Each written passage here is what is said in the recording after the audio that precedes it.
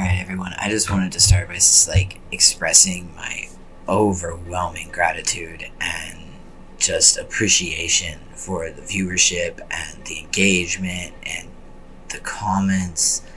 It exceeded all my expectations. I never even thought that I would, breaking 1K was a big deal for viewership. So, being as I'm so new on the scene, I want to express truly from deepest crevices of my heart, thank you. It means the world to me. It motivates me, and it just, I guess, validates me and what I'm trying to do here. So, thank you.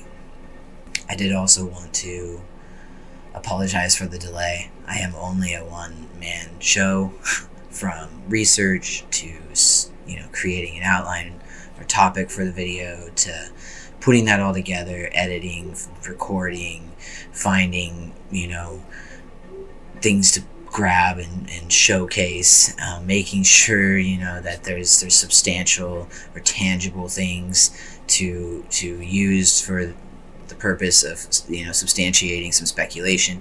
So, and then all the way through to production and publishing. So I apologize for the delay. I did have some things personally I had to attend to this past week. So I've been doing research where I could, but I also work a full-time job, and I have 3 fur babies, 2 puppies, 2 under 2 for dogs. One's 15 weeks, the other is just a year and a half, barely. And then I have my old man who's been with me for 10 years. But they keep me busy, if you can imagine, and other family factors. So, anyways, I just wanted to express that. But let's jump into what I have for you today.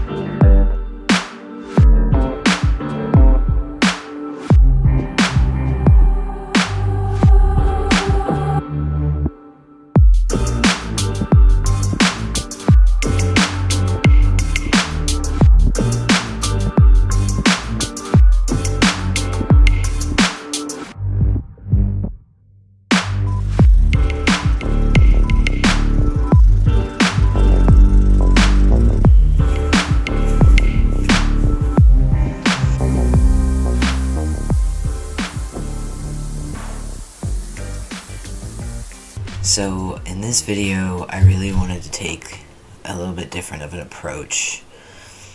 Obviously, there's a bit of a lull right now as far as developments in Jody and Ruby's case, but there's still definitely a lot to unpack. But while I'm still piecing some things together, I decided that I wanted to share a little bit of my story and my background. I wasn't raised in a Mormon household, not really a predominantly Mormon area, but my family was very, very, very religious growing up, and it definitely had its impacts on me. Not a lot of them were very positive in my younger years. And I've been doing a lot of research into the Franke family and that whole dynamic, even extending beyond to Ruby's sisters and brother and, her parents. I wanted to go back to things before ConneXions and the influence that we all started seeing around 2019, 2020 predominantly. Um, and it was my own curiosity. I think it is fueled by like my past. In my opinion, there is a big difference between religion and faith. And I believe that religion is a man-made design to, in a lot of ways, exercise power and control.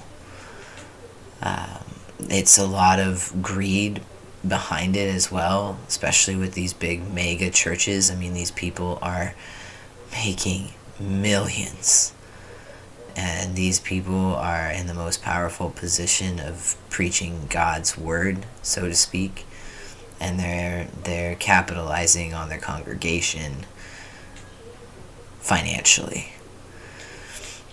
And I know that this is going to probably be a little bit of a touchy opinion, but we're all entitled to our opinions. Again, it's a little bit different of a direction. I'm going to share a bit of myself, which is also a big reason why this video has taken so much longer, because it puts me in a really vulnerable position, and you'll begin to understand why as my story unfolds. But I put together a whole 30-minute edit of me telling it the first round, and I just didn't like it. I don't know, wasn't feeling confident with it, so I scrapped it. And so I wanted this out much sooner, but I also wanted to feel good about it, because like I said, there's going to be a lot I'm sharing about myself. I feel like sharing my story does kind of one of two things.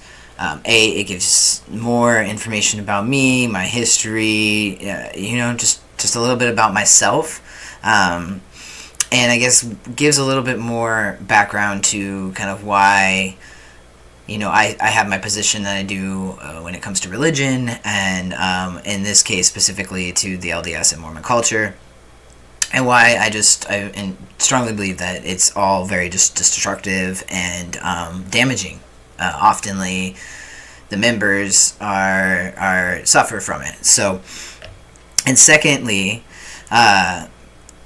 because I feel like it helps illustrate how religion can dictate so much of people's lives, and to the point where it infiltrates the family dynamic. Religion, when wielded in a corrupt manner, is horribly powerful, and in my opinion, it is a perfect guise for evil to kind of come in and trick people into thinking that their actions and the intentions behind their actions are aligned and justified within the preachings of God, when actually these are destructive and damaging behaviors, and evil is playing that trick of like making people believe that they're justified in doing what they're doing because they think they're doing it for a greater good or greater cause, when in reality it's all a sham and it's corrupt, and it's not actually being driven by that. Despite everything that happened with me and my parents when I was younger, I don't look back at them and think that they're inherently bad people. And I think that religion and this pressure and weight of keeping up this type of reputation or appearance, and also that pressure of like, I want my children to spend eternity in heaven with God, and if they are doing these things, then they're not going to, because that's what is being, predominantly preached about. And I just feel like after digging into Ruby and Kevin and their history and their extended family, and taking a look at them through other people's lenses, not theirs, and not like the media's lens now, I kind of feel like that's how Kevin and Ruby were kind of in the same position as my parents were.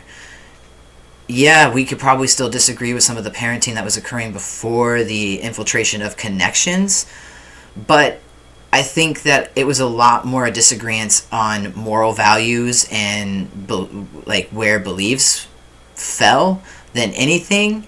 Mormon culture and LDS culture is very strict. We're learning that. If you watch Mormon Story podcast, there's a plethora of information out there showing and proving directly from ex-members or people who are part of the church and now aren't. I think because of that religious presence in the Franke home, yeah, we may view some of their parenting tactics prior to ConneXions as a little extreme, but yeah, definitely once ConneXions came into the picture, it was way more intense, and that's when we have Jody wielding all the doctrine and preachings in a negative and controlling and powerfully corrupt way, manipulating them. So and again, everything I say, it's not to take away the responsibility of the parents, not at all. They're parents, they should be responsible for their children, and this obviously, like my situation is not to this extreme where there was literal physical abuse and neglect occurring. No, mine was much more emotional and mental, but I don't think that it disvalues that these impacts are present through and through across the dominations, and I kind of want to illustrate that, and I also want to illustrate again that Ruby and Franke I don't think are inherently bad people. I think that they just got tricked. So let's go ahead and jump right into my story, go through that, and then, obviously we're going to circle around at the end here and go over what I found on Ruby and Kevin, primarily from 2017, 2018, when I believe it was before or right when they were entering into ConneXions.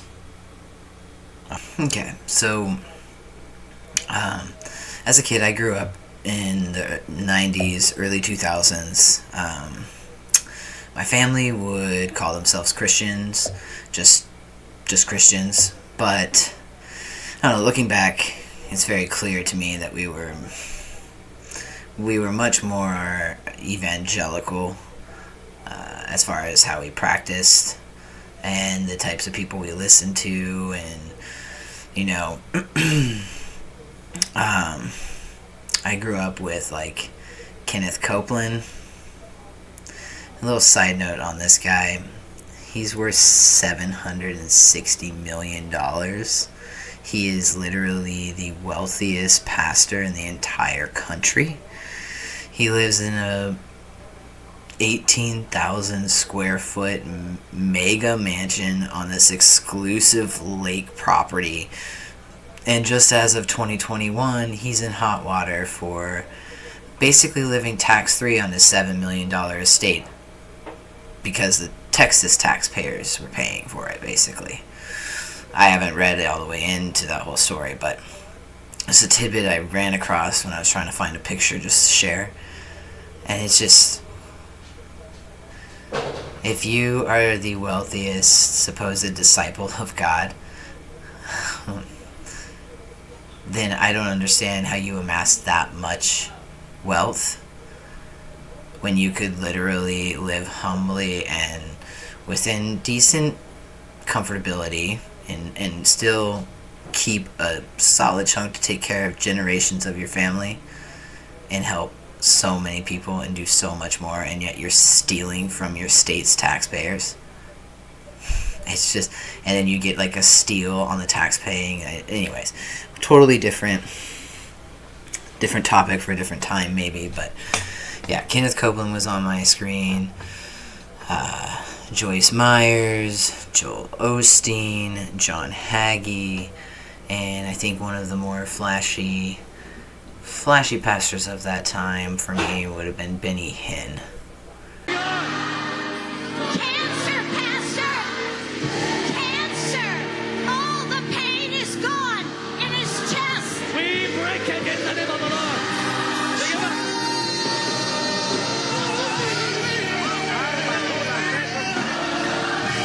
Holy, holy. What's going on? Lupus, all the pain is gone. Whoa. Pick it up. What's wrong with her? What's wrong with her? Lupus!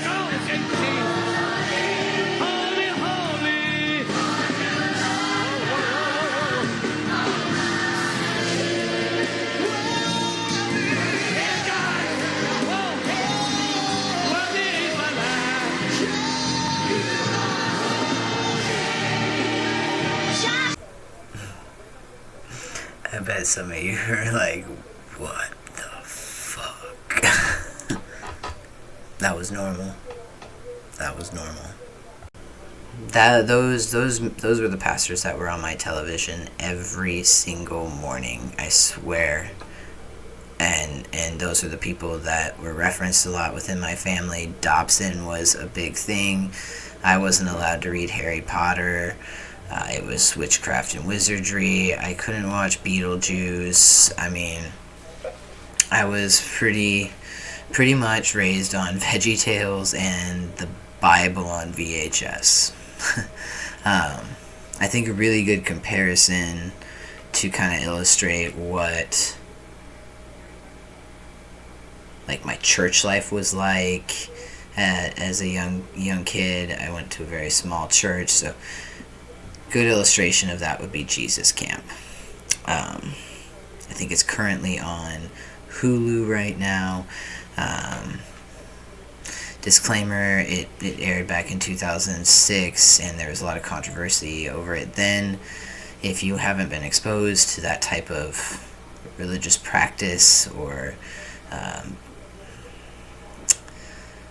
you've never seen anything like what I showed you with Benny Hinn, this is pretty intense, because it does involve very young children. It's one thing to see a bunch of adults flopping around on the stage like fish out of water, but then it's another to see kids basically mimicking what they see their adults' parents doing. We're being trained to be God's army. Cut it out!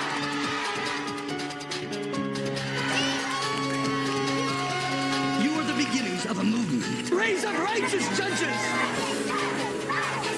There's a new church like this every 2 days in America. 25% of the American population, that's about 80 million people. If the evangelicals vote, they determine the election. They've taken over the White House, Congress, the judiciary for a generation. This is just the tip of the iceberg. This means war! This means war! Are you a part of it or not? Like I said, really intense, but I just wanted to make sure I set the stage a little bit before I start telling some of my more personal part of the details of my story, and kind of what happened within my family dynamic. So yeah, it's wild. Okay, so now that I set that stage a little bit, let's jump right into my story. So, as a young child, from probably as far back as I can remember, up until probably 11, 12, maybe 13, my family attended the same very small church, definitely in alignment with evangelical practices, and I think, I would say the congregation probably never reached more than 100 people. It bounced around a lot to different locations. I remember several different ones. One was like an old buffet restaurant location they rented out. And then for a while we were bouncing around in like different hotel conference rooms. And then the last place was this weird, obscure kind of warehouse-looking building. And yeah, as far as I know, the church itself has dissolved, or dissolved shortly after we found a new church, and we ended up going to a more progressive church in my later years. But during this time, I'm young, so most that I recall is just running around playing with my friends after church, but we'd spend our whole day there pretty much, and sometimes we'd migrate from the church to like a restaurant or something with other members. Very, very involved in all the church stuff, Christmas pageant type things, and a bunch of youth group stuff. Yeah, very, very submersed in it. A lot of the people that were around me at the time were from the church. And this was like a different time. My dad still recalls it as a time where like the Holy Spirit was present in churches. I think that my parents and I can both agree a little bit that like the mega churches and these bigger congregations and stuff, they're just, there's like a superficialness to it, and a lot of times like it's also, I feel like, driven by greed. But you know, yeah, my dad would talk, he just, you know, he says that there was a lot more of the Holy Spirit at work in general back then, is how he would describe it. I think most people looking back on some of the stuff like Benny Hinn and things would be kind of shocked at some of that. Those miracle crusades and healing crusades. I'm a little impartial as well. Like, I understand what my dad is saying about that time, because it definitely was, there was much more. My dad has all these crazy stories about like a family friend of ours that would just like nonchalantly be with my dad when he'd go work at his like jobs. He was a self-employed logger, and all of a sudden John would be striking up conversations, and next thing you know, he's like saving people, is how my dad would describe it. Just I don't know, different times, you know. But anyways, this would be the church that I would be baptized at. I think I was like 12 or something, baptized in a swimming pool at a hotel where they were holding their church masses. Then the final memory I really have of that church is when I was being taught how to speak in tongues. And if you don't know what that is, it's basically like being the holy anointing washing over you, God speaking through you. It's like a divine connection. Back then, it was supposed to be a lot more like special and rare. Now I feel like it's kind of in a way, like a marketing ploy for people looking for like real extreme, close to like the gospel and the Holy Spirit times, like it used to be. It brings those types of people in, and I've heard, you know, pastors refer to it as like that's something that you should be doing when you're praying always, and that if you're not able to pray in tongues, then you're not yielding to God. So it's just, I don't know, it's lost its like value, I feel like, in today's world. But and also I just don't believe in being taught. You don't get taught. That's supposed to be something that like happens because God is making that connection. It's not you initiating it, it would be him. And I'm going to go ahead and give you like a little bit of a look at what that looks like, basically, with our good old friend Benny Hinn. Keep praying, people. Alba piombo calute, niente mente nel metro calma mu, pialba canti niente nel fitri palma cureme. Canta pielbe milbe nel metro palma cu. Simeon, let me hear your instrument. Come on, brother. Pialba canti niente pirake. Piolbo curame nel metro. Pialba canta manta palma murake. Pielbe mira amor el metro. Pielbe quinti palma caminu. Let me hear you, Simeon. Palma poca pa pa pa pa nel metro. Pialba murake.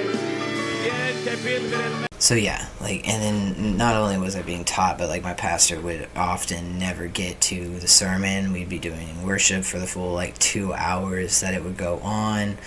The sermon was never set in stone, so sometimes it'd be half an hour to 2 hours, sometimes 2.5. He would be up there speaking in tongues sometimes the whole sermon.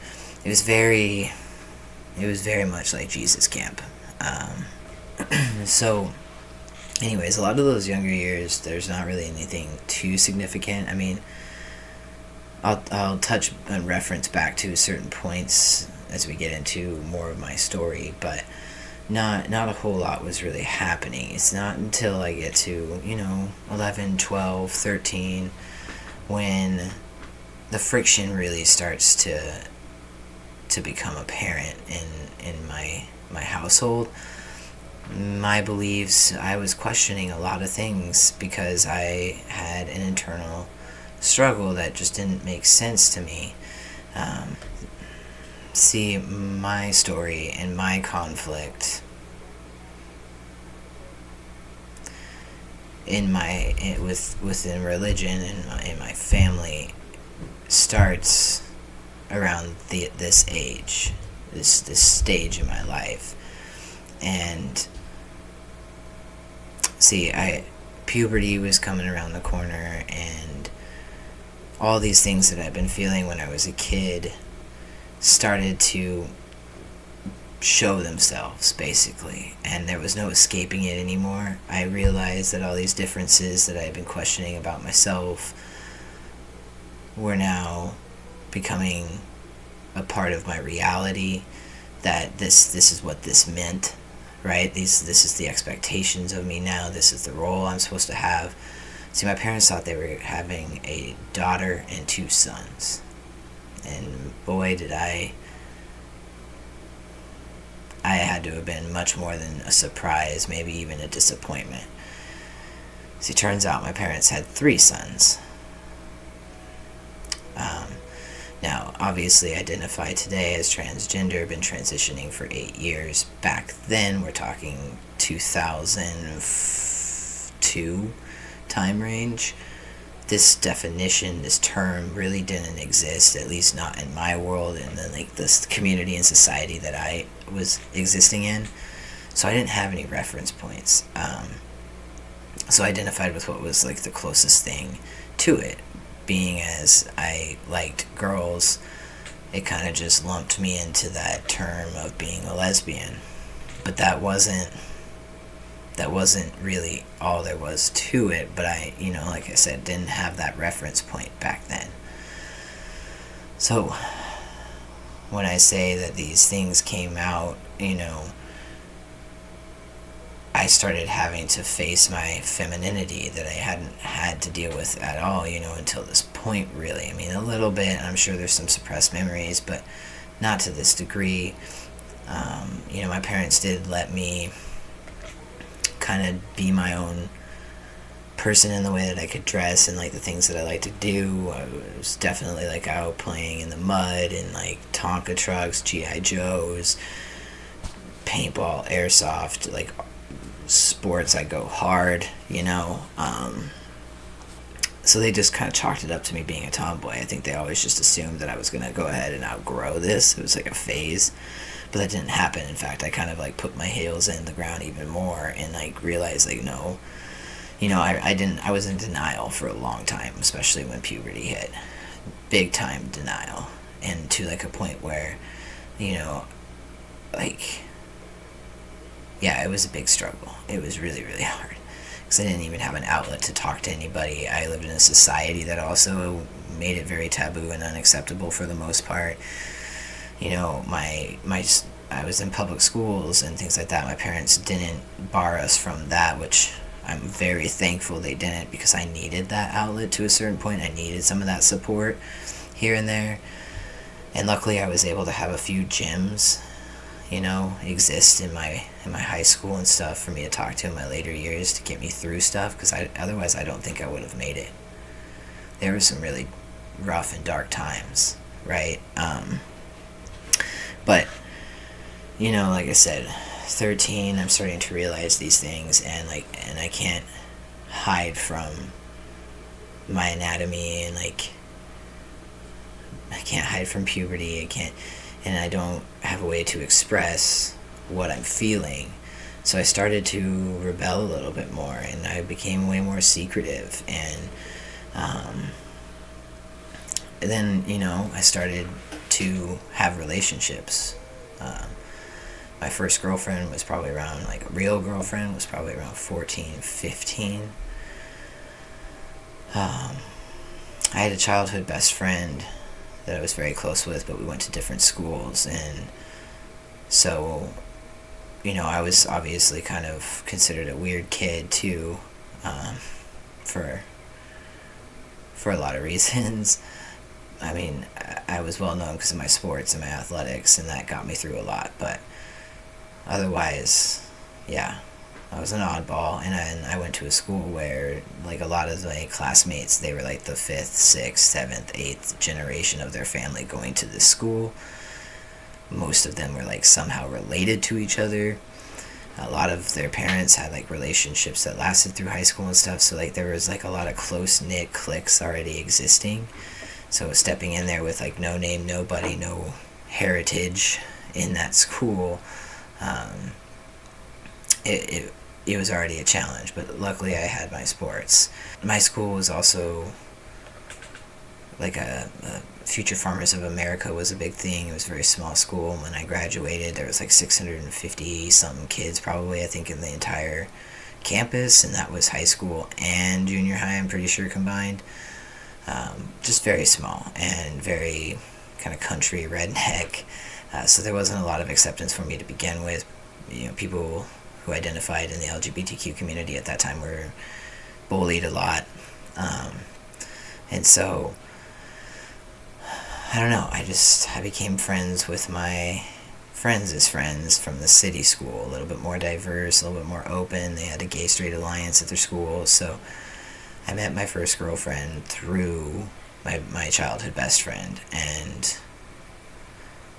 it's a little bit blurry. I remember she had some beef with girls at her school, and they hacked into her MySpace. Yes, that dates me. And found our personal like messages back and forth, and they printed them out. They taped them to her locker. My school got out earlier than hers, so it was right before summer at this point, and I was at her school with her. I would go to their classes, and like I'm pretty sure I would get like signed in, or at some points I don't even think the teachers even knew any different, which is nuts. But I was in her PE class, and they taped it to her locker, and like there was like some threatening note, and it was like it fucked the whole day up. And then, you know, obviously that caused turmoil in the relationship, because again, everything was so taboo. Like all my relationships pretty much through high school were on the down low. Like didn't talk about them, only my group of friends knew about them. Only if we were in public places where we knew nobody was around, we were very cautious. Like it was like that. It sucked for me especially. And so, you know, she's like freaking out about it. We got bullied a lot. And next thing you know, I was getting harassed through like AOL Instant Messenger by one of the girls' boyfriends, like threatening me, and it was the whole thing. And I couldn't talk to my parents about that. I couldn't tell them what was really going on. And I remember my mom finding some things and being like, what the hell was this? But I was just like, I was being bullied basically, and like played it off because I couldn't tell her everything, because it wouldn't be about comforting me, it would be about converting me or reforming me. So when my mom did find out about this girlfriend, it was Christmas Eve. Either we were supposed to do or we were doing. I just remember being on the computer. But back then I was making like these homemade videos of my friends and I skating or hanging out. Very innocent, nothing weird. But there was a particular snippet where we were like hanging out at my girlfriend's house. Her dad was a big higher up in Circuit City at the time, which was still a big thing before it went under. And so he had a big house, and you know, it was just her and him, so she had this whole downstairs. He kind of like let her have it, spoiled the shit out of her. And so we would like hang out down there, watch movies and stuff. I think we were watching a show or just messing around, and my girlfriend and I were like wrestling around, and I ended up I don't know, like there's like a snippet of me like cuddling with her or something that was obviously more than friends. And my mom found the tape because I wasn't able, I forgot it. And I just remember her being like, basically like, what the hell is this? And you know, your brothers could have found it, you just leaving it out like that, it's not okay, it's not right. Just, yeah, like exactly like I said, why I couldn't talk to them or her, because I would just be put on trial basically, and then, you know, try to be converted. But the story gets a little bit rougher actually. The next day was Christmas, And it was an emotional service, Christmas Day, candlelights, like just a perfect setting. And this time we had changed up our church, so we were at more of the mega church, Cornwall. And like I said, it was much more progressive and open. But my mom sobbed through that whole service like someone had died. And I sat next to her, and just knowing that it was about me. And that would be the first time that I started begging God to make me normal, to help me fight this, to bring me back into his arms and his embrace, and to make all right again. And I mean, when I say I was praying, I mean fully open. And this is why I will never, ever, ever, ever, ever back down from arguing. This is not choice. Because I was raised in a way that I should have been able to fight this, right? You know, I don't honestly believe that anyone would actually choose this for themselves. I know I personally would much rather just be average, be normal, in this department at least.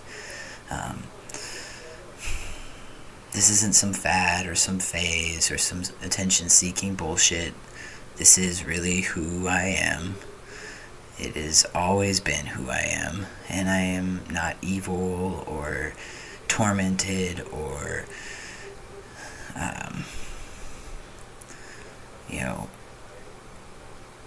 misguided by evil in any way. I am a human being. I'm a person. I feel just like anybody else. I hurt just like anybody else. I bleed just like anybody else. I believe that this is the path I was meant to walk. There's a reason for it. And I have ultimately decided that fighting it and trying to fix it was only making me more and more miserable and more in pain.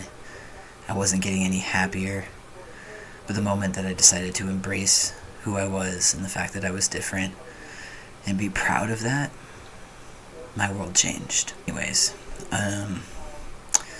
unfortunately, this would only be the beginning of like my internal turmoil within my family. After that day with my mom, I tried full-heartedly to like repent. I mean, like, if there was anybody who was able to be like reformed or converted or whatever you want to call it, it would have been me at that moment. Like that, as a kid, I'm being faced with basically the ultimatum of like, repent and fix your shit or spend eternity in hell. My parents were basically acting as if I was already dead. Like, I mean, it was absolutely devastating to them, the fact that I fancied women, and that was it too. That was, and then you got to think of the time that I was raised as well, the fallout that I would have probably experienced at school, and I was already kind of experiencing anyways. It wasn't a time that any of this was accepted at all. So automatically, I just didn't. What was I supposed to do? I was trying to be good. I was trying to be obedient. But all I could think about was like, what if I can't change this? Because I don't even know where this is coming from. I mean, as far back as I could remember, this is how I've felt. It doesn't stem from any like childhood trauma or any any like influence, like just because I was at public school, like I wasn't surrounded by anybody who was really openly gay, let alone an adult. So there was nothing that could contribute to these feelings from such a young age. So how am I supposed to fix that if I don't even know what's really causing it, right? If there is even a cause, that's the thing. So I think it just kind of further, to me, like if it was a choice, like then I would have been able to make the right one back then. I mean, imagine feeling things that you ultimately can't control, and you've been feeling them like your whole life, and then when you're starting to finally like figure out kind of what that means, you're told you're wrong, you're kind of considered to be like a sicko, a freak in like society terms, and then at home, you're not accepted, you don't have the space to even discuss any of this. And a lot of times there's like comes down to like controlling your urges, which I hate that whole statement or that phrase, because like to me I feel like that just lumps me into this like really kind of perverse or like sick mindset, and like that wasn't at all what I was dealing with. There weren't urges, these were natural expressions of feelings that I had and I couldn't control. And so now, 14, 15 years old, you're filled with fear and shame and guilt, and these insecurities start to build up, and you got all this self-doubt. And I mean, never mind the life at that stage and that age. I mean, just in general, that is a difficult time for any kid, any teenager to go through a difficult time. Kids are pretty relentless at that age as well. Not much of a filter, so to speak. So I mean, I was still being bullied in ways for being like boyish, and I never really felt like I like fit in anywhere. There was always something that was like setting me apart, and the only time I really did feel safe or comfortable being me was obviously in my really close-knit group of people, but like everything else, it was this constant like worry and anxiety about what other people are thinking or saying about you behind your back. All the while you're believing you've got to somehow fix this, you have to get better because something's wrong with you, and if you don't fix this, you're gonna go to hell. You got to think like I can't even talk to my parents. Like I couldn't talk to them about it. I didn't have a safe space to go to with them. They'd proven that over and over again. The one time that I went to them about something pretty serious, they ended up kind of wielding that against me later in ways, and then they also didn't handle any of the situation the way I had requested them to. Just, I already have limited trust, obviously, because of everything else I'm dealing with, and then I try to open up because I can't take it anymore. I need comfort. I need something from my parents, and I need them to be there for me, just be there for me, and I didn't get that. I just feel like these are such simple things. Like there was no reason for it, 15 to 17 years old. It's kind of a dark time for me, a dark place, and I'm feeling all of these things and all of this pressure and all of this weight on my shoulders because of how I was raised and my parents not accepting me, and then having to deal with like societal's opinion of me without having any, like I said, any safe space. And so self-harm did come, but I don't know what it was. There was always something that like I couldn't take it very far. I don't know. And then there was the potential of like drugs and drinking, and I definitely would drink a little bit when I was at that age, but I I don't know, I was always too afraid of the consequences. I was very much about my sports. That was like my outlet. I mean, so I put everything into that. At that point, that was my escape. That was my distraction. That if I didn't have my sports and I didn't have like public school and that break from home and the good little close knit group of friends that I had, I wouldn't be here. Absolutely. My parents had isolated me in any way. I honestly don't think I would be here. So yeah, I poured myself into my sports. I played basketball pretty much year round between AAU and out of league, like off league or off season teams. I played volleyball, fast pitch, soccer. I ended up going to the state for volleyball and basketball. You know, I was really hoping to have that carry me through college. Like, that was my goal, so I wasn't willing to sacrifice that. So I did everything I could to maintain that while trying to keep myself afloat. Okay, so honestly, with how long it would take me to tell my story, I definitely underestimated just how long it would take. There's a lot of things that I am kind of glossing over and hurrying through, and so for the sake of just this video in particular, I am going to kind of just go into a quick summary of a few things, mostly just to establish more of the point I'm trying to make for this particular topic and video. If people want to know more or hear more, there's a lot more to tell. Life got a lot more interesting and honestly very difficult when you leave home at 17 and being as unprepared as I was, considering how sheltered I really was growing up. So there's definitely a lot more to my story. But basically, by my senior year, I would end up meeting a gal who was a little bit older than me, and she was very openly queer, and she opened a whole new world to me, where I was able to find understanding and acceptance, and I was able to have the freedom to figure things out for myself, and be who I was without judgment or without having to, be ashamed or feel guilty. And so I was able to start processing things for myself and building my identity.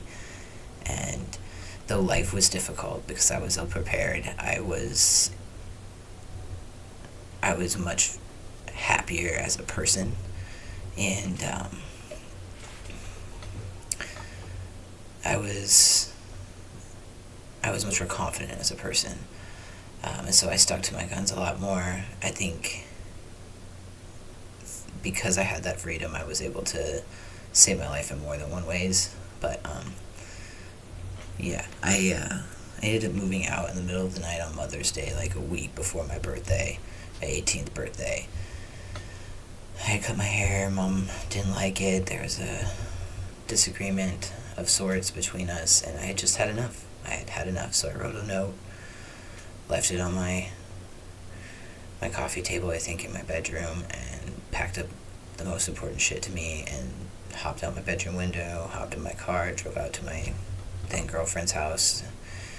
She was on her own in her own place. I still managed to graduate high school, so I was not willing to throw that away, but unfortunately, because of everything, college did slip away from me as far as how I really had ultimately dreamed of pursuing it. So yeah, a lot of things got messed up, but behavior that my parents used with my first girlfriend, that was how it was through and through. I never got comfort, I never got support unless it was something that they agreed on as far as my relationships go, because I did, like I said, I tried to conform, I tried to be who they wanted me to be. I tried to quote unquote fix myself, and through all of that, it didn't happen the way they wanted it to. So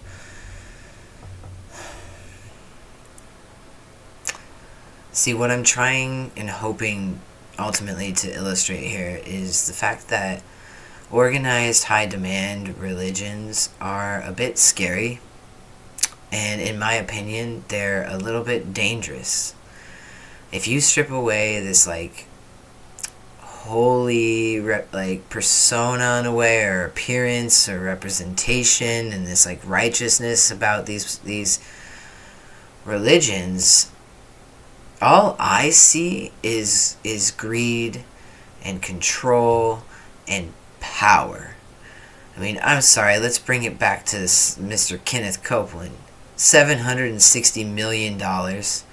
I get it, like, oh, you worked hard. Oh, no, dude, you're making it off the backs of your congregation. Look at the Mormon Church. Tithe 10%. You are required to tithe 10% of your earnings. See, I don't know. It took me a long time to repair my desire to even try to like look at religion or look at the idea of God at any point.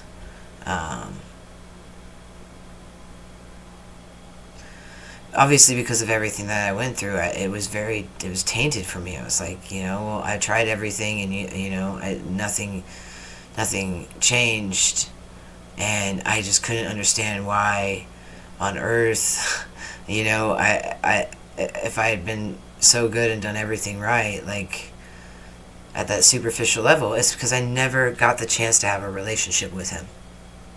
Like, I didn't get the chance to formulate that relationship and create it with him for myself, right? Like, so, recently I've been trying to open my heart up a little bit more, because it just, for me, I can't let go that there's something bigger, and there's a purpose. And for me, because maybe it's because of my past, but I'm still influenced a little bit by that history. And so what I've learned for myself is that, my God is a merciful God. He's an all-knowing and all-loving God. And as I said before, I didn't have a relationship with him. The only requirement that I was truly, like, that was drilled into us by my father for the most part was that, all you need to do is accept him into your life and into your heart and have a relationship with him. That's what he would tell us all the time. And he would tell me that all the time in our time of distance and estrangement, And I just, I couldn't listen then, but now that I'm able to kind of open up myself to everything, and me and my parents are working on our relationship, right? So I realized that, like, God made every single one of us unique, special, different from the next person. And if that's the case, then that would mean just naturally that our relationship with him would also be different from the next person to the one person to the next. And so why are people constantly dictating what this relationship looks like and pushing this whole one-size-fits-all thing? And if you step outside of these bounds, you're condemned. And who the fuck are you to condemn anybody? Excuse my French, but seriously, that whole phrase, "only God can judge me," it's become such a mainstream tattoo really anymore. But it holds a lot of weight, because it really is true. At the end of the day, that's who you stand before at the pearly gates. It makes that final decision. So I also always had this quote hold dear to my heart, like, I'd rather live like there is a God and find out that there isn't, than to live like there is no God and find out that there is. There's no take backsies, right? If the basis of God's story and our faith in him is true, then once we get there, we're there. So what's the loss for me to live a good, caring, loving, humble life? You know what I mean? So I kind of hold those things true to me. And then, let's talk about the most bullshit situation as well, right? Like, I'm sorry, yes, the LGBTQ thing is going to stand out a lot for me, obviously.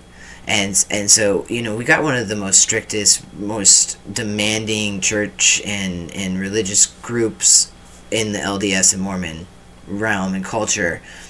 And even these people, they decided to take a couple steps back and adjust, if you want to call it that, their stance and their point of view on homosexuality. And so now, instead of excommunicating and stripping people of their church or temple privileges, instead, I think that's pretty much, you still get to keep all that, you're still welcome, but they will not acknowledge your relationship. I mean, come on, like, at that point, if you've been preaching all this shit for so long that it's so wrong and everything, then don't come at it in half-ass and acceptance. I just hate that backhandedness. It's like, oh, I'm supposed to be so happy about that. Oh, how wonderful of you. No, because you're still telling me kind of like we still don't believe and agree with you. And you're still wrong. But like, who are you to bend that rule that's supposed to be God's rule so that, what? In my opinion, let's worry about all the people that we need to make sure we keep getting in through those doors. In my opinion, it's about the money and the greed. I mean, come on, let's talk about the not-so-secret freaking investment fund, right? How you guys wanted to hide all that $32 billion, and then when it came out, whistle blew on that, you wanted to say, it didn't look good, you didn't want people to think you had all this. You have over $100 billion in there. I mean, why do you need to keep bringing people in and taking their money? Again, they're required to tithe 10%. Where does that money go? It's the church functions, everything else. No, you got retainers for lawyers. I mean, look at what we're dealing with now. Even Adam said it straight, point blank, period. This is a huge cover-up for the LDS Church with Jody. So, that also brings me into some things I want to discuss about the Frankies to round this video off. So, I went digging around. I just, kind of obviously fueled a little bit by my own past and my history, as I've stated. I just wanted to understand where they were before ConneXions came in and what it looked like in their family. I mean, controversial parenting tactics, like I said, being that they were rooted and immersed in Mormon life, like the whole damn family. There's certain things that we won't agree upon, for sure. But to get to this point where you're abusing your kids, like, to me, it seems to me like Ruby's confidence and just that persona she exuded in a lot of the ConneXions videos, like, to me, it seemed like it was fueled, not natural, but created. Like, she had to be this tough person, and she wasn't that tough. I mean, she may be strict, but so when I started looking back into the years before Jody's introduction and full control in the Frankie life, I just saw some things. I want to go ahead and share a few clips, like a little montage, if you will, of some things that really stood out to me about Ruby, and then I'll touch on a few of them. And kind of, I mean, look, everything in my videos, all of them, always, it's speculation and alleged and my opinion in a lot of cases. So, I know I didn't start out with my normal disclaimer just because I was talking a lot about my personal stuff, but obviously, per usual, I encourage everybody to go formulate their own opinion, do their own research. I'm not going to include any links really for this video, just because I don't really want to drive traffic to any of these family vloggers or them, directly. Obviously, I might spark some curiosity, and that's fine, but I just don't want you to have the click from my page. So, yeah, let's jump into it real quick.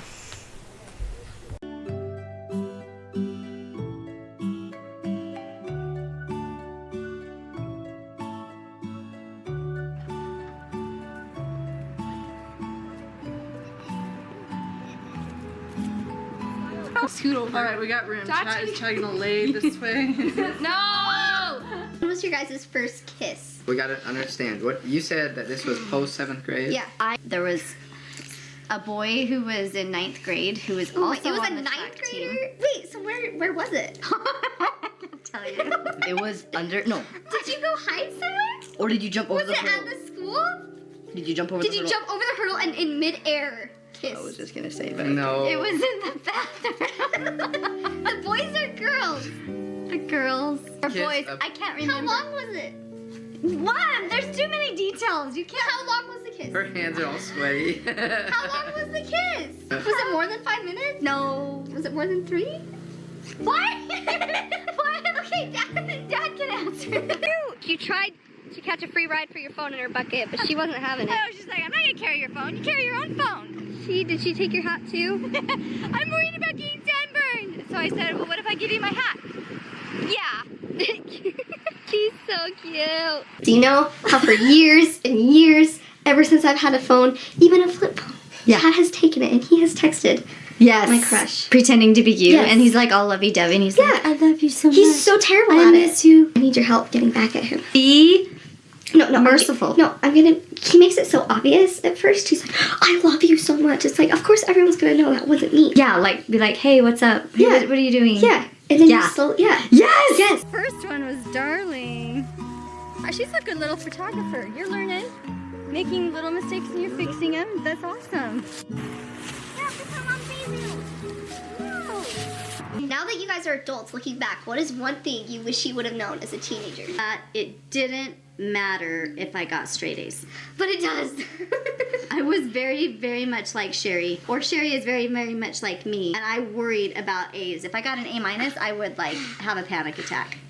And I wish I would have known it doesn't matter. When your mom has camel toe that tell you it would be more awkward than today. I have to say when your mom has camel toe. Sherry!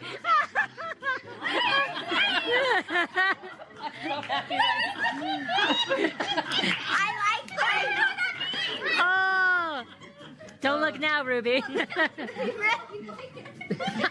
Sherry's explaining to Ruby what it means. Okay. So just little snippets. These are all like snipped from videos from like 2017 to as late as January of 2019. In fact, the one where they're all sitting on the couch, that's January like 2019, I believe. And then it seems, from what I did find, like this is before things started getting implemented to like a really serious degree, because it's later in 2019 that Chad gets shipped off to Anastasia, and I'll touch on that in a moment. But I just kind of wanted to showcase, like, I don't know about y'all, but for me, when I watch those videos, I get a totally different vibe off of Ruby. It's much, there's still some awkwardness and quirkiness, and I think that comes with, like, that naive kind of innocence that's a little bit there. I think she, when she said something about the A's, like, it wasn't that important to get A's, it boom. It's like everything I kind of was assuming about her kind of came to light there. I think that there's another part where her mom is talking about how Ruby used to help her out all the time when she was a kid. She was like the oldest, so she always took care of everything, always helped out with the kids, and so she always told Ruby that when Ruby had her own family and her own kids, that she would be there to take care of them and help Ruby out. So I think that Ruby was kind of maybe similar to Jody, not like the circumstances, but the fact of like personality-wise trying to please, trying to be the good and perfect in a way. Maybe kind of an overachiever a little bit. I think like that's where we get that parallel a little bit with Ruby and Jody. What I speculate is that Ruby wants to be, you know, wants to be the best that she can be at most things, and I think that Jody coming into the picture took full advantage of that and made Ruby kind of her little minion, but she's definitely codependent. Ruby is codependent on Jody's kind of powerhouse personality. Ruby doesn't have that, I don't think. But yeah, I that stuck out to me big time when I saw that. It's just very interesting looking back at these videos, because she's also a little bit more loose and a little less strict. There's like a whole other section where she's talking about how she told her dad was a scout leader for several years, I guess, and she told all of the scouts in his group or whatever that if they got Eagle Scout, that they would get a kiss from her or something. I mean, she was like, what, 12, Kevin corrects her, is like 14 or 15 when this happens. I mean, this is what I'm talking about. Like, a lot of times these rigid things that are so enforced within like high demand religion like this is like, you were a kid once too. This is the shit you were doing too. Jody played off of that parallel with Ruby as well. I think that she probably used some of that stuff with like her mom and the dependency that her mom had on Ruby at a young age to take care of everything. I just can I can almost, after all the research and stuff that I've done, I can literally like see this happening. So Jody projects her feelings of her childhood and her upbringing and like the things that she dealt with her family onto Ruby, because there's similarities. Not that the experience at all was the same though. From everything that I can tell, Ruby was very close with her mother and her father. Father was kind of a weird guy, but they're always doing family things together all the way up until like 2020. So now let me kind of switch gears and touch on Kevin slightly too, because I found some videos of Kevin and boy, he's just kind of a dork. But also there's some things that were said about him like by Ruby's family members and her sister Julie back in the day. Again, these clips are from a while back. Also, I don't think I noted, these clips are all from her siblings' pages, primarily Julie, Ellie. I don't think I have Bonnie much in here,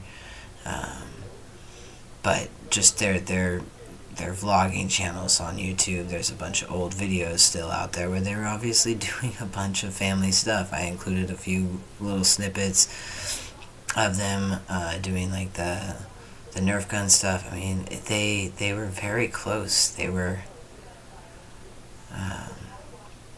It's just sad to see, but yeah. They obviously thought highly of Kevin, and just some of these clips just kind of highlight he's kind of just a little bit of a nerd, a little bit of a dork, and also was very influenced by Mormon culture and all of that. Yeah, let's just take a look. My first kiss wasn't until I was a senior in high school. I was getting teased by a lot of my friends because they were like, aha, you haven't had a first kiss. And I kept telling them, I'm like, I haven't had a first kiss because I don't want a first kiss. I want to wait. And they're like, you just can't do it. And finally, I had enough. And I was like, I'm going to prove to you that I can get as many kisses as I want. And they're like, oh, yeah? How are you going to do that? So that week, I arranged for 3 different dates, 3 nights in a row with 3 different girls. And we smooched on all 3 of them. No, were these girls aware that they were part of a bet? Afterwards. And were they mad? Very. So one thing we love and love and love about our family is how good of care they always take care of us. I don't know why they love us so much. Yes. Thank you, Kevin, so much. For those who don't know, just in case there's anyone who doesn't watch them, Kevin is my brother-in-law. He's here in Kansas City for a conference. And Lana and I, all our family is in Utah. So when they do, when we do have a family member that comes out here, they always are just like, they're so nice to us. And it's fun to have a family member come out and visit us every once in a while and stop in and say hello. And especially a good guy like Kevin. He's just one of awesome. One of the most genuine guys I've ever met. So he got married. He and Ruby got married when I was like, I was in 6th grade. How old am I? I'm in 6th grade, 11 years old, 10 years old or something. I don't remember. Anyway, and so I seriously have known him since I was a little girl. And so he's always been awesome. He's a good guy. Thanks, Kevin. We love you. I wish that somebody would have told me that all I needed was 1 or 2 really good friends, because it took me until I was about a sophomore or a junior to figure out you don't need a million friends to be popular. And the second you stop caring about popularity, and the second you stop caring about the number of friends or followers or whatever you have, that's the moment when you become popular. A couple more. What was the worst thing you did as a teen? A date that I went on when I was a sophomore. We had this big group date, and I was driving. I didn't want to wear my contact lenses, but my glasses I thought made me look dorky. So I went driving with no corrective lenses. And so we were driving at night, and we were going to one of our friends' uncle's houses. We were driving down the little country road to his house, and they're like, oh, his house is right here, here. And I'm like, where? Here, turn left. So I just turned left. I pulled my car onto his front lawn, and he had this big, like, 2-foot tall rock decoration on his lawn. I hit the rock tipped over, and then as I drove over it, it stood back up again. Oh my gosh. And it got lodged right in the middle of like a transmission and everything. I started sawing the car back and forth on top of this rock. They had to call the fire department, and everything was cool and fine. I was like, cool, no one will know. Next thing I know is I get pulled out of school, and my dad's like, okay, I want you to tell me what you did to my car. And I don't know what, I was like, I hit a bump. Like, what kind of bump? Like a speed bump? Like, yeah, speed bump. Man, I was going a little fast for the bump. Like, how big of a speed bump? I'm like, big speed bump. Yeah, so I just made it worse. Like, I didn't tell the truth. Last question. Eve? Come on, you know Eve would love this. Look at his little feet. We don't need more junk in the house. Look at his little feet. Look at those eyes. Look at those eyes. Hey guys, hopefully you learned something about Mom and Dad. I for sure did. Mom, palms, let me see. They're still sweating a little bit. I think, is this how you kissed him in the bathroom? Comment down below something that you know your parents did as teens, or something you want to know about them as teens. We have to have some conversations after this video to clarify a couple of things. Okay, thank you guys. Sorry. Thank you so much for watching. We'll see you next time. Goodbye. I mean, even the way the guy tells his stories, he's just kind of a, like I said, he's just kind of a nerd, but I think, you know, I think he was a genuine good guy. There's like a whole video of him babysitting back in 2017. He does make remarks about how, like, basically bribery and let him do whatever they want when he's babysitting. That's how it is when he's, you know, the uncle babysitting, but that's not how he is with his kids. He doesn't let them eat like certain junky cereal or something like that. It's like a comment he made, but again, those things are simply can be connected to just the Mormon faith, Mormon culture. Not you can't just attribute that to like abusive behavior. You know what I mean? These people were, I think, for the most part, just your average Mormon, devout Mormons, those that want, you know, their temple privileges and are very involved with things within the church and stuff like that, but they weren't inherently evil that they would go to this level. They were taken full advantage of. And I do, you know, that last little clip of Ruby and Kevin, like, there was love between them, and that was January of 2019. What I found doing my digging is that I think sometime maybe end of 2018, maybe right around here, 2019 beginning, they got involved with ConneXions. And then at first, you know, it's a slow burn, like we've said with Jody. So at first, just doing the therapy. The way that Sherry talks about it, they entered in as family, or makes it sound like they entered in as family. Ooh, I'm not sure. Hopefully they'll start shedding light on how this all, like the relationship got started with Jody and Ruby as things come out, whenever that happens. But I think that eventually, if they didn't start out that way, they got their family involved. And then, you know, we see it by the end of 2019, we have that snippet of Ruby when they're overseas with Johnny and Paige Hannah. That was filmed in October, posted in November of 2019. Well, I found a video on Ruby's parents' channel, and it's around October 2019, and Chad is in it. It's shortly after he got back from Anastasi, because he has the shirt on and he's teaching his other siblings are there, or cousins or somebody, how to do, like, make fire from nothing. So, and then we have to think at that point, who knows if it was filmed right at the end of October, a little bit before, but the Sherry video where Chad is coming home and they're prepping the bedroom for him, she says that her parents are gone. I don't know if they were meeting Chad to do their little video of him being released from camp or not, or if they were overseas at this point. But either way, some point shortly after Chad gets back from Anastasi, he's out camping with his grandparents. Now, we know that he spent 70 days in Anastasi based off another video from Sherry's channel that shows them eating all the food that he was on when he was having to ration his shit for a week out there in the desert. And so, at the end of that video, Kevin says something about him being out there for 70 days. So if I track that, let's say the video for the grandparents was filmed a couple days prior to when it was posted or something like that, it's still the end of October. Track back 70 days, it's 2 months plus 10 days, right? That puts us right at July. Well, then June, July timeframe maybe? Well, then you've got Ruby saying that shit when she's overseas with John and Paige Hannah about how these things from their heritage and their lineage are showing up today since July, right? I thought that was the weirdest statement, but now that, like, I'm seeing this timeline, like, for me, I speculate that they started getting involved early. It was about 6 months in, June, July. Things are starting to get heavy. They've created this relationship and obviously bond with Paige and Johnny Hannah at this point. And they just keep getting deeper and deeper and deeper into this stuff.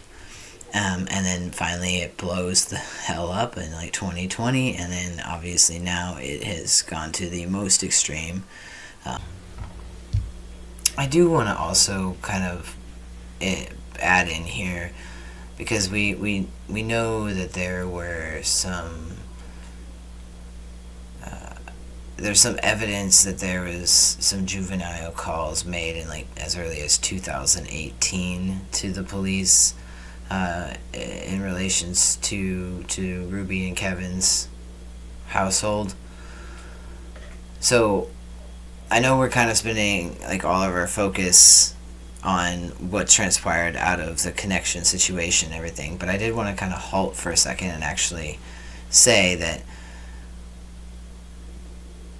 I think that the another contribution to the ramp up of abuse, I think, also comes into play with the family vlogging, right? Like, I don't agree with family vlogging to begin with, so having that in place, but then also knowing and understanding that as time goes on, there's content that you need to create. Obviously, everything can't be flipping real. So, like, I think things probably started getting heightened when Ruby's also gaining this massive following, which I think would play into her perfectionism and wanting to put on display this perfect, neat Mormon family.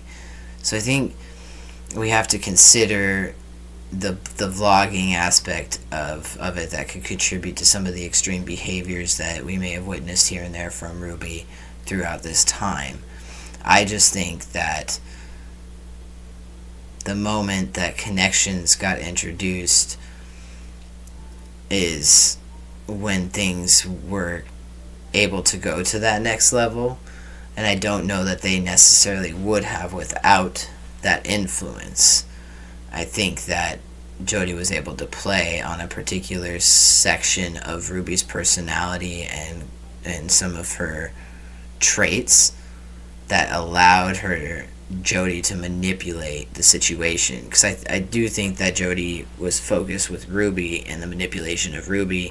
And much like Adam's story, it's like pretty much like a mirror image of what happened to Adam. Once Jody had control of Ruby, she had control of Kevin. And I think that there was a lot of things that Kevin was following at the behest of Ruby, and I've said it before, and I'll continue to say it. Because I do, when I look at these two, and like I've said in this video, when I look at some of these clips and these old videos of them, I can just, there's a part of me that can relate to that type of family dynamic and structure. And like with my situation, obviously it's very unique and kind of special, just because it really lives in this one major issue that's very huge, you know, as far as the acceptance of LGBTQ and homosexuality, which, I mean, I don't consider myself to be homosexual. I'm just transgender. I'm straight. So we can get into that whole mess of understanding later.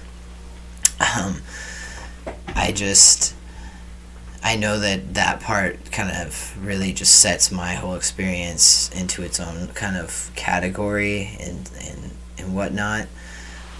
So I know that when we look at Ruby and Kevin and next to my situation, there's had a lot more to do with really strict aspects of this religious structure, and really taking things to like this really extreme level. Mine highlights how religion on a scale can be really damaging if we're choosing it over our children. If we're Ruby and Kevin, it's more the fact that because of their religion, they were vulnerable to Jody and that type of corrupt, total misunderstanding of God's word and how it should be applied. Adam and John Dehlin were on Court TV a while back. They talk about how, well, here, I'll just play that little clip. Yeah, so you gotta understand, Jody wasn't like working with like a radicalized group of Mormons. She was just working with the righteous Mormons, like the ones that wanted to be temple worthy, to go to the temple, have an eternal family. And that's like the main group of Mormons. So everybody that was like a main group of Mormon could qualify for counseling from Jody Hildebrand.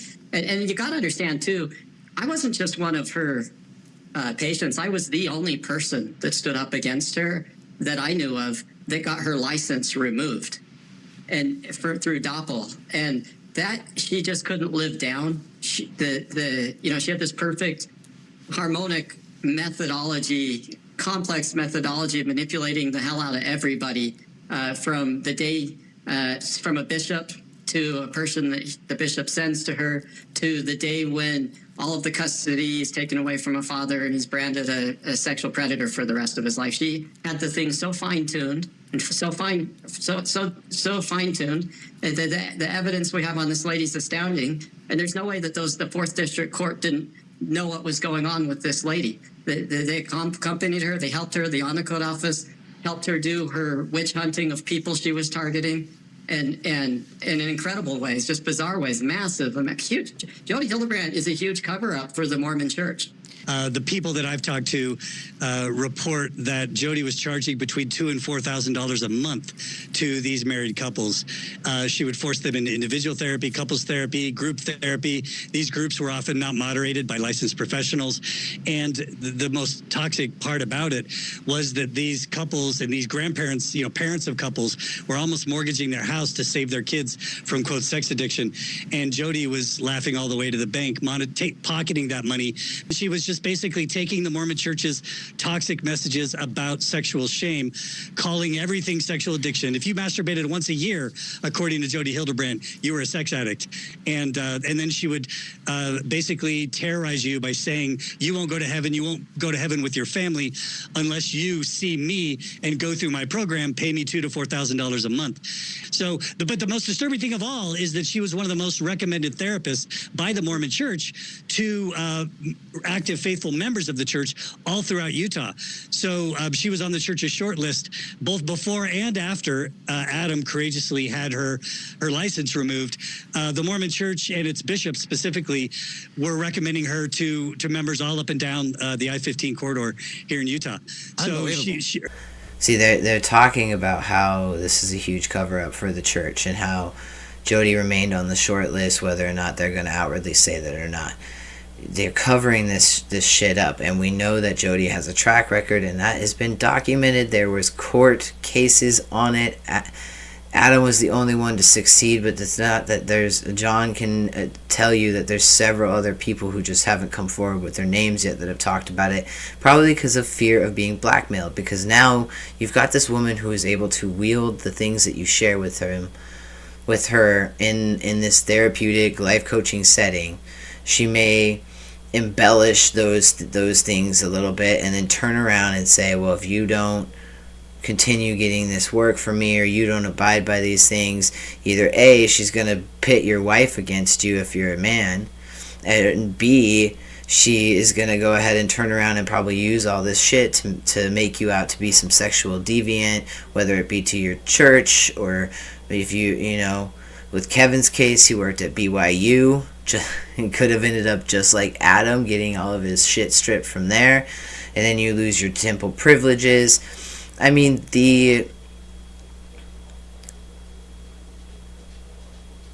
it's like the walk of shame. So, anyways, that's my thoughts on all of this. It's infuriating to see the fallout. As much as it is devastating. So, thank you for watching. I'll play us out with some comparison clips just to give a little bit more, I don't know, to the Ruby and Kevin situation, and more stuff that I found and thought was interesting. Kind of, again, continues to illustrate just how much the pendulum swung with Jody and her involvement. Whenever you end up watching this, hope you're having a great day, night, evening. Thank you, as always, for tuning in. I am so very appreciative of any support. And let me know if you want me to do a whole series or something on my full tale. It would be much more involved and in depth. There's a lot I didn't get to, but yeah.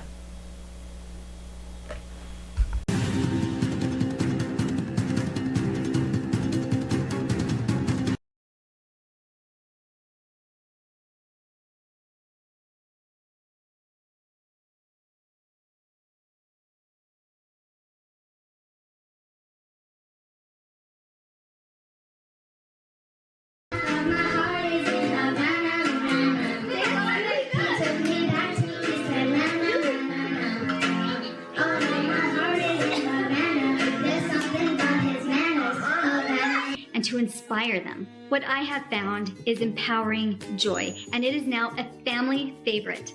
The tradition is every Saturday we get up and we listen to Empowering Joy as we make breakfast together. It really sets the stage for the rest of the weekend. The changes that have occurred in my home have been calming.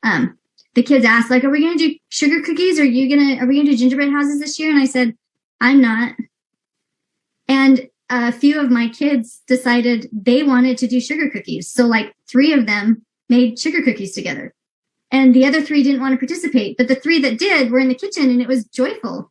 And I watched, and I didn't do a single thing. I was like, oh. Anyway, so 3 years ago, Ruby and I hung out bottling tomatoes, and then a few weeks later, crap hit the fan, and she left the family. And she didn't even call me to say, hey, Julie, you're doing this and this, and I don't like it. You're living your life in distortion, so I'm going to have to take some time away from you. No, literally nothing. She did call my mom and yelled at my mom on the phone for 45 minutes and accused her of things that were not true. It was almost as if Ruby had been making up memories from her childhood.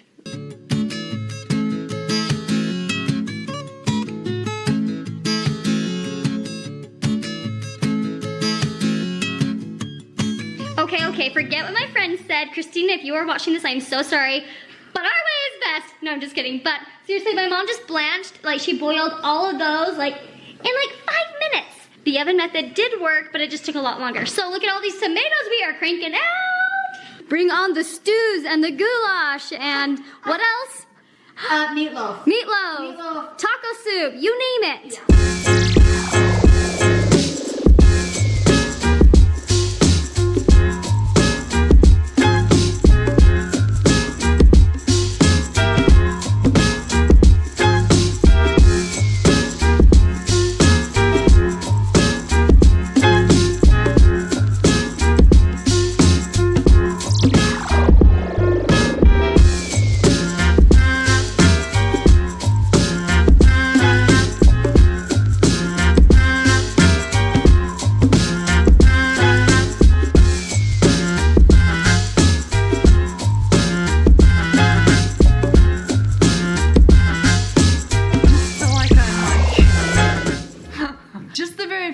My presence is on here, your video is not going to do well.